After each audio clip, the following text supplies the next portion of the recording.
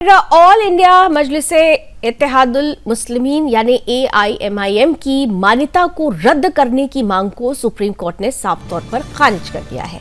दरअसल एक याचिका दाखिल की गई थी। ये याचिका तिरुपति नरसिंह मुरारी नामक व्यक्ति द्वारा दाखिल की गई थी, जिसमें दावा किया गया था कि AIMIM पार्टी धर्म के आधार पर वोट मांगती है और ये भारत की धर्मनिरपेक्षता के सिद्धांत के खिलाफ है।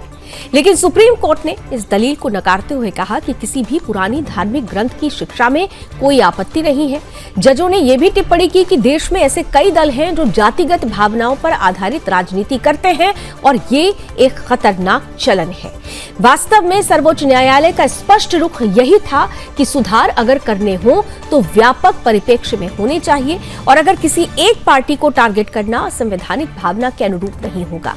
आपकी जानकारी के लिए यहाँ ये भी बता देते हैं कि MIM के घोषणा पत्र में अल्पसंख्यकों के संवैधानिक अधिकारों की बात की गई है। इस पर अदालत ने कहा कि संविधान अल्पसंख्यकों को कुछ विशेष अधिकार प्रदान करता है और अगर कोई पार्टी उन अधिकारों की रक्षा की बात करती है तो ये संविधान के खिलाफ नहीं है। लेकिन यहाँ पर भी साफ तौर पर स्पष्ट कर दिया गया कि क्षेत्रीयता को अगर बढ़ावा दिया जाता है तो वो उतना ही खतरनाक होता है जितना सांप्रदायिकता होती है। जस्टिस सूर्यकांत की अध्यक्षता वाली पीठ ने साफ कहा कि पार्टी का संविधान समाज की आर्थिक और शैक्षणिक रूप से पिछड़े वर्गों के उत्थान के लिए काम करने की बात करता है और ऐसे में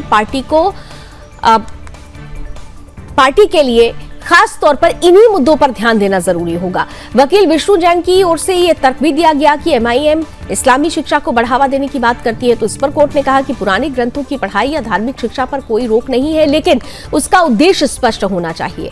यदि कोई पार्टी वेदों या किसी अन्य ग्रंथ की शिक्षा देने की बात करे तो चुनाव आयोग को आपत्ति हो तो कानून में उचित मंच मौजूद है जहां उस पर आपत्ति की जा सकती है।